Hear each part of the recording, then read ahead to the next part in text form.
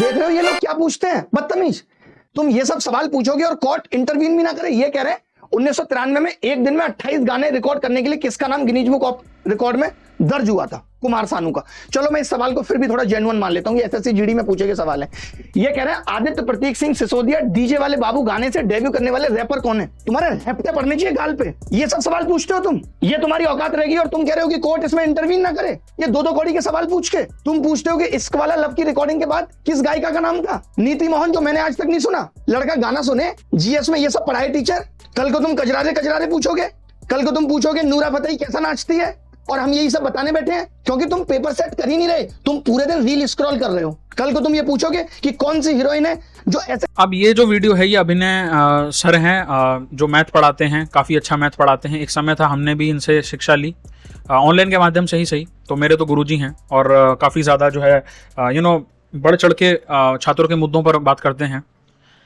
यहाँ पे मैं लड़कों को एक रेड पिल देने वाला हूँ with respect to government jobs, कि गवर्नमेंट जॉब्स में अगर आप अपना टाइम खराब कर रहे हैं तो आप बहुत ही बड़ी बेवकूफ़ी कर रहे हैं। बिकॉज आप ये साफ देख लीजिए कि वो क्वेश्चन किस तरीके से पूछ रहे हैं, आपके सामने है इस लेवल की प्रिपरेशन। और इसलिए मैं कहता हूं कि अनटिल अनलेस स्पेसिफिक सब्जेक्ट्स को आप अगर इंक्लूड नहीं करते हैं, लेट जैसे इनकम टैक्स के को आप हायर करने वाले हैं एसएससी के लेवल पे, not at the UPSC level, but let जैसे इनकम टैक्स में आपने कोई भर्ती निकाली जो जीएसटी ऑफिसर है ये सब, तो वहां पर आप स्पेसिफिक सब्जेक्ट रखिए ना, जीएसटी का कानून, उससे रिलेटेड क्लॉज, जीके पूरा क्यों पूछते हो आप भाई? आपको क्या उसकी पूरी ज्योग्राफी के नापने कि भैया तुझे वो क्या है?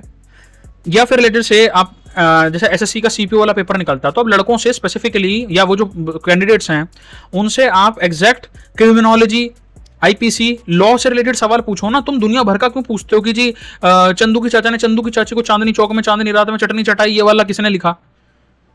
द रीजन वाई दे, अब लोगों को मिर्ची लगती कि भाई ऐसा क्यों पूछा गया, ऐसा कमीशन ने क्यों करा, ऐसा पेपर क्यों सेट हुआ? भाई उसका बहुत साफ रीजन है, आप बहुत सारे लोग जो हो बेरोजगार हो, सबको नौकरी नहीं मिलने वाली, और आपके पास रेडिली अवेलेबल सोर्सेज हैं बहुत सारे इंटरनेट के माध्यम से, तो आप मेहनती भी हो, तो आप उनको पढ़ भी लेते हो। तो आपका कंपटीशन कैसे काटा जाए? तो आपका कंपटीशन ऐसे काटा जाएगा कि आपसे बेवकूफी वाले सवाल पूछे जाएंगे आउट ऑफ नोवेयर, बिकॉज आपको हर चीज तो आ नहीं सकती। तो आपको उस लेवल पे बेहुदा किस्म के सवाल पूछे जाएंगे कि कोई ना कोई पास हो जाए, कोई ना कोई फेल हो जाए, क्योंकि कट ऑफ को मेंटेन करना है। ये कड़वी बात है। तो जितने भी लड़के टियर 3 सिटीज है, गांव से सुन रहे हैं, मैं उनको ये बोलूंगा कि आप भैया, ओल्ड वर्ल्ड ऑर्डर जा चुका है, न्यू वर्ल्ड ऑर्डर आ चुका है। सरकारी नौकरी की तैयारी अगर आप कर रहे हैं और आप अगर मान लीजिए आपके पिताजी जो है लेट 50s में और आप मान लीजिए 23-24 के हैं और आप सरकारी की रट्टे की तैयारी मार रहे हैं, आपके पिताजी रिटायर हो जाएंगे, उनके पास कोई पैसा नहीं होगा, अगर ऐसी कंडीशन है और आपके पास कोई अफर्मेटिव एक्शन का फायदा नहीं है, तो भाई इस गेम में मत पड़ेंगे। सरकारी नौकरी बहुत ही मतलब मैं तो बोलता हूँ आप अगर इसमें पड़ गए तो आप अपने एसएमवी को और लेट कर दोगे।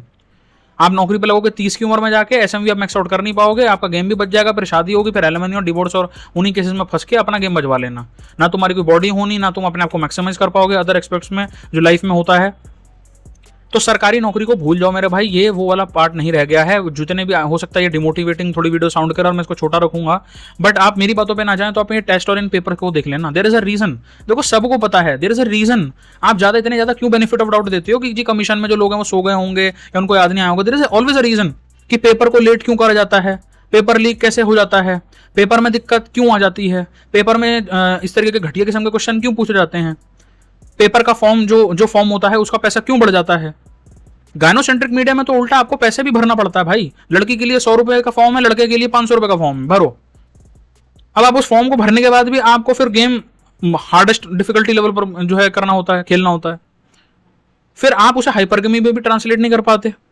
आप हाइपरगमी में ट्रांसलेट नहीं कर पा रहे। जिनको नहीं पता हाइपरगमी में ट्रांसलेट करने का मतलब है कि लेट जैसे आपकी नौकरी लगी 50,000 की सरकारी, और आपके सेम साथ की उसी बैच की लड़की की भी 50,000 में नौकरी लगी सरकारी वाली, even when she paid less for that same form. अब सारे केसेस में ऐसा नहीं होता, बट मल्टीपल ऐसे केसेस है ना, सरकारी नौकरी का फॉर्म भरने के लिए महिला को 100 रुपए भरने, लड़के को 500, कुछ केस में लड़के को 100 और महिला को 0, फ्री में भरो फॉर्म। एफर्मेटिव एक्शन है जी, विमेन एम्पावरमेंट। तो वहां पर उसको एंट्री पे आसानी से मिल गई, और आप ये लड़की highest of the highest chances हैं that she won't marry you because you are of the same level. अब ये वो कोई कपल वाले आके यहाँ पर अपना कमेंट ना करें, ब्लू पिल वाला, जिनकी शादी 10 साल पहले हुई है। यहाँ पर रीसेंट कंटेम्प्रेरी टाइम्स की बात हो रही है, जहाँ हाइपरगमी अलग लेवल पर जो है छत फाड़ के निकल चुकी है। So that same woman who is making 50,000 a month by using like diversity hiring or some affirmative action of that sort, वो she will always crave for somebody जो उससे ज्यादा कमाता हो। तो 50,000 वाला सरकारी नौकरी वाला के भी जो है वो भी अपना इन्फिनिटी स्टोन्स है उसके पास सरकारी नौकरी वाले, वो यहाँ कुछ काम नहीं करेंगे। प्लस आप अगर सरकारी नौकरी में लगे रहते हो ना, आपकी कोई स्किल्स बढ़ने वाली है, आपके पास जो हाईटेक टाइप के जो नए नए स्किल्स आ रहे हैं उनमें आप कुछ नहीं करने वाले। All you are doing is basically documentation type work, बाबूजी वाला जो काम है, which is of like long term में आपको कहीं मदद नहीं करने वाला। Plus plus plus location arbitrage, जिसको हम बोलते हैं पासपोर्ट ब्रो बनने वाला, वो आप सरकारी नौकरी में बहुत मुश्किल हो जाता है। बिकॉज आपकी अगर एक बार सरकारी नौकरी लग गई, लेट जैसे आपने 3-4 साल 5 साल उसको कर लिया, अब आप 30 के हो गए, 32 के हो गए, तो अब वापस से उसको छोड़कर किसी कॉर्पोरेट में घुसना और उसके बाद वहां पर स्किल्स डेवलप करना, जहां आपके पहले के स्किल्स थे खाली बस जो है रजिस्टर के अंदर एंट्री करना और इधर उधर बस मैनेज कर लेना हल्की फुल्की चीजें, बट कॉर्पोरेट में जाके आपको बेसिक एक्सेल चलाना भी नहीं आ रहा है, तो आप गेम ही नहीं खेल पाओगे। और आपके ऊपर इतने बड़ा जो है बोझ आ जाता है कि यार इसने तो सरकारी नौकरी छोड़ दी, कॉर्पोरेट में घिसाई कर रहा है, प्राइवेट में घिसाई कर रहा है, आप लेजी हो जाते हो, फेमिलियरिटी बिल्ड हो जाती है, तो आप रिलेशनशिप को भी नहीं चला पाते, मैस्कुलिन फ्रेम में भी नहीं रह पाते, अब आप मोटे तोंद वाले बाबूजी बन जाते हैं, सरकारी नौकरी वाले टिपिकल जो टेम्पलेट दिखते हैं अंकल जी वाला, क्या बेटा क्या करते हो जी, मैं तो सरकारी नौकरी करता हूँ, अच्छा जी। ये बहुत बड़ा नुकसान की बात है। आप मान लीजिए अगर एक आइडियलिस्टिक वर्ल्ड में आप एक ऐसा पेपर दे रहे हैं जहां पर हर 6 महीने के अंदर भर्ती निकलती है, मस्त आप पेपर दे सकते हैं, उसका पेपर का फॉर्मेट भी सेम है, बढ़िया है, कोई इसमें दिक्कत नहीं होती, डिस्क्रिपेंसी नहीं होती, then it is fine. But अगर आप ऐसा कोई 5 वर्षीय योजना टाइप में घुस रहे हैं तो भाई आप अपना गेम बजवा लेंगे, अपनी सेक्सुअल मार्केट वैल्यू SMV को भी खराब करवा देंगे, अपनी हेल्थ को भी खराब करा देंगे, और लाइफ में सक्सेस बहुत लेट प्राप्त होगी। तो आप रिलेशनशिप डेटिंग वेटिंग में कब दिमाग लगाओगे, जब आप रट्टे मारते रहोगे कि जी औरंगजेब ने ये युद्ध लड़ा था और ये अकबर का ये जन्म स्थान था और वो तब पैदा हुआ था और ये और वो। आप कभी ना तो कभी लोकेशन आर्बिट्राज कर पाओगे, बिकॉज अगर आप सरकारी नौकरी छोड़ के जाओगे फिर कैसे। भाई कॉर्पोरेट में तो ऐसा कि यहाँ 10 साल अगर घिसी, 11वें 12वें साल अच्छी अपॉर्चुनिटी मिली, बाहर चले गए, यहाँ तो वो भी नहीं कर सकते। तो कल को मान लो कोई और गायनोसेंट्रिक बड़ा लॉ आ जाता है तो आप यहीं फंस के, आपको तो गेम बच जाना है, आप कहाँ जाओगे बता दो। प्लस जब सरकारी नौकरी होती है तो आप एक लेवल पर, मैंने ऐसा एटलीस्ट नोटिस करा है, I might be wrong, I might be right, कि लड़के जो हैं वो दब्बू टाइप के हो जाते हैं। जैसे मुझे इसका बहुत प्राइम एग्जांपल याद है, एक पड़ोसी था, उसकी हमेशा फटी रहती थी, उसके बस की ये भी नहीं था बोलना, मतलब वो अपना स्टैंड भी नहीं रख पाता था कि अगर कोई चीज़ गलत हो रही है मोहल्ले में तो उसको बोल तो दे। उसकी इतनी फटती थी, वो बोलता था भैया मैं बोलूंगा। उसने मेरे से बात एक बार बोली कि भैया अगर मैं बोलूंगा ना तो ये मेरी सरकारी नौकरी, उस पर क्वेश्चन मार्क आ जाता है। तो you are not even like free to speak what you want, क्योंकि आपको हमेशा नौकरी पे तलवार लटकी नजर आती है। आप मल्टीपल लेवल पर देखते हैं IAS ऑफिसर या IPS ऑफिसर और ये ऑफिसर, ये वो फलाना ढिमकाना ऑफिसर। द मोमेंट उन्होंने कोई रील डाल दी अपने सोशल मीडिया प्लेटफॉर्म पे, ऊपर सरकार से मैसेज आते हैं जी रील डाल दी, इसका अकाउंट बैन मारो या समथिंग ऑफ दैट सॉर्ट। मैं नहीं कह रहा वो सही चीज़ है, गलत चीज़ है, बट आपकी फ्रीडम कहाँ चली गई। बहुत मल्टीपल लेवल पे लेयर्स होती हैं। तो भाई मैं तो आपको बोलूंगा, अगर आप 2021 के हो तो इट इज़ बेटर कि कुछ अच्छा स्किल सीखो, गेम का हिस्सा बनो और मेहनत करो, मनी मैक्सिंग करो, स्विच करो जॉब्स, पैकेजेस लो, मल्टीपल स्ट्रेटेजीज होती हैं। आई नो कि ले ऑफ वगैरह काफ़ी ज़्यादा हो रहे हैं, बट कोई ना कोई तो फिर भी जीत रहा है। रेदर देन कि जी 5 साल तक जी हम तो फलाने जगह में घिसाई कर रहे हैं और हमें डिप्रेशन हो गया है और मेरा तो लिंग भी खड़ा नहीं होता, इरेक्टाइल डिसफंक्शन हो गया बिकॉज टेस्टोस्टेरोन बॉडी में कम है, कॉर्टिसोल हमेशा रहता है, स्ट्रेस हार्मोन ज़्यादा है, अब मैं क्या करूं, मेरा तो गेम बच गया जी। तो भैया इस सड़ी गली रेस में जो 1980 में समाजवादी सोशलिज्म टाइप की जो चीज़ें थी उनमें चलता था, वो अब नहीं चलता है। आपकी सरकार खुद कैपिटलिस्टिक पॉलिसी ला रही है, at least incline towards the capitalism. सारी पॉलिसी नहीं, बट उनका मेजर जो चंक है वो डिसइन्वेस्टमेंट और सारी चीज़ों की तरफ है। आप गेम खेल रहे हो 1980 वाला। लड़कों में सबसे बड़ी दिक्कत ये है कि मुझे लगता है कि भारत का जो लड़का है वो एक नंबर का बेवकूफ़ इसलिए बन चुका है, उसकी सब बजा के इसलिए चले जाते हैं, वो फटा ढोल और नगाड़ा इसलिए बन चुका है कि वो अब भी 1980 में 1970 में रहता है। चाहे वो डेटिंग का कंटेक्स्ट हो, रिलेशनशिप का कंटेक्स्ट हो, शादी का कंटेक्स्ट हो, या फिर आपका नौकरी और ये सरकारी नौकरी का वाला हो। आप हाइपर गेम में एक्सरसाइज नहीं कर पाओगे, प्लस आप मनी में, परचेसिंग पावर में भी नीचे गिरोगे। वो लड़की जो कॉर्पोरेट में लग जाती है 20-21 साल में ही और वो उसका पैकेज बढ़ जाता है 30 तक आते आते कितने ज़्यादा लाख का, आप वहीं पे 30 में जाके सरकारी नौकरी में एंट्री मारोगे तो आपके पास तो पैसा है ही नहीं। तो गायनोसेंट्रिक इकोनॉमी और जो फीमेल कंजम्पशन पैटर्न्स हैं वो तो और स्ट्रॉन्ग लेवल पे ऊपर जाएंगे ही, जिसको हम बोलते हैं शी इकोनॉमी। तो शी इकोनॉमी जब चलेगी, उनके हाथ में मनी पावर है, तो कंपनीज भी उन्हीं के लिए, सरकार भी उन्हीं के लिए, लॉ और सारी चीजें उनके नाम पे बनेगी। आप बैठे रहो, भरते रहो 100 रुपए के फॉर्म, आप जैसे और 100 करोड़ बेवकूफ भरे पड़े हैं। 100 करोड़ एक नाम है, बस नंबर लिया ऐसे ही, बट आप जैसे और भी बेवकूफ हैं।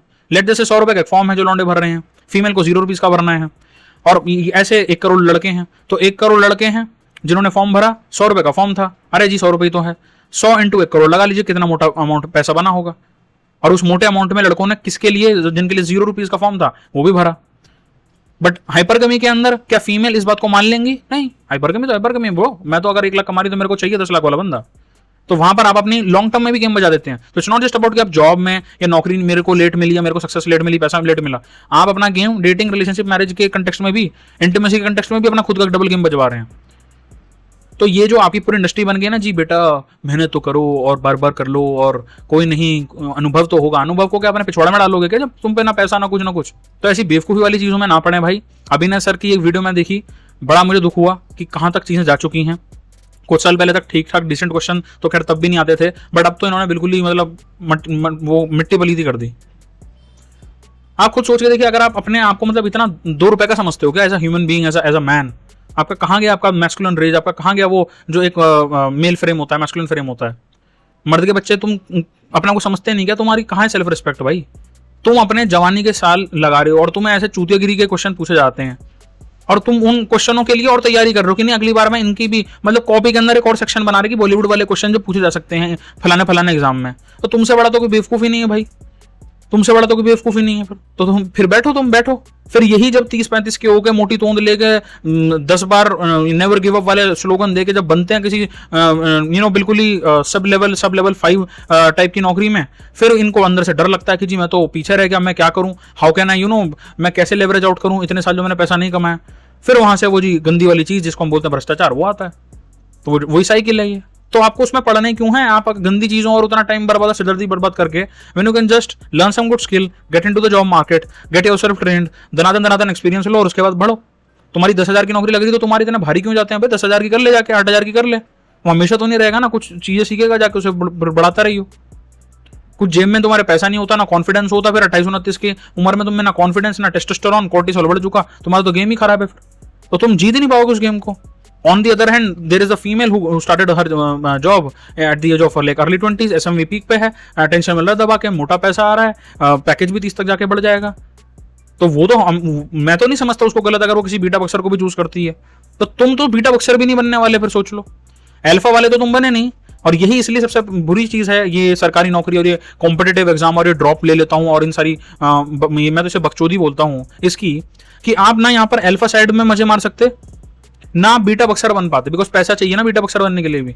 तो ना आप ये रहे ना वो रहे, आप चले जाते हो बिल्कुल बॉटम टैप जो आपके 20-30-40% होते हैं। और जब आप बॉटम में रहोगे तो फिर भाई बॉटम वालों को तो यार कोई नहीं पूछता, सैड है बट है। अब बात यदि क्या कर सकते हैं, बात ये आ सकती है सबसे बड़ी कि इस गेम को जो खराब है उसको ना खेलें। जो एफर्ट है, जो मनी है, जो टाइम है, जो आपकी जवानी है, उसको सही जगह पे किसी और चीज में लगा लो।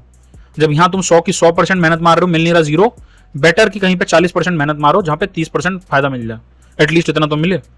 बाकी सवारी अपने सामान की खुद जिम्मेवार है, लगे रहिए। आपको वरना वो आपके कोचिंग वाले जो अंकल जी हैं या आपके जो इंस्टीट्यूशंस हैं वो तो आपको बोलेंगे कि जी ये वाला बैच, निश्चय बैच, और ये शौर्य बैच, और ये बैच, और वो बैच, और फलाना बैच, और ढमकाना बैच, हम धरती फाड़ देंगे, पेपर पास करवाएंगे, उनमें लगा देंगे उन्हीं बच्चों के फोटो जिनकी और 100 और कोचिंग सेंटर लगा चुके हैं, और आपका कट जाएगा। खैर, माँ बाप भी ऐसे लड़कों का ज्यादा देर तक साथ नहीं देते हैं, वो बोलते हैं भाई जो बेरोजगार साला, ना पढ़ता ना लिखता ना कुछ करता। भले ही तुम कितने घिस रहे हो, बिकॉज जो तुम गेम खेल रहे हो उसमें तुम्हारे जीतने के चांसेस ही कम है, बिकॉज लाखों बच्चा भर रहा है और नौकरियां हैं उतनी कम, और उन नौकरियों में भी एग्जाम में ऐसे सवाल पूछे जाएंगे। तो भाई क्यों अपने साथ ऐसा बुरा गेम खेल रहे हो। इस तरीके की एक और वीडियो में बना चुका हूं मैं, कहीं आई बटन पे या यहाँ पर कोई लिंक डाल दूंगा, उसमें मैंने ये भी बताया कि अगर आप ऑलरेडी इस तरीके की गेम में फंस चुके थे, आपको हो गए 4-5 साल कि भैया प्रोफेसर भाई आप बताओ क्या गया सोल्यूशन, हमारा तो गेम बच गया, अब क्या करें। क्योंकि इस गेम को मैंने बहुत क्लोजली देखा दोनों साइड से, इसलिए मैं तुम्हें बता पाऊंगा। उस वीडियो को जरूर जाकर देखना, उसमें सोल्यूशन है पूरा का पूरा क्या करना है। और ऐसा सोल्यूशन नहीं है कि हवाबाजी वाला जी ऐसे होता है वैसे वैसे, नहीं। ऐसा सोल्यूशन जो कल चुटकी बजा के कल से ही तुम्हारी लाइफ में अप्लाई कर सकते हो और मदद करना शुरू कर देगा।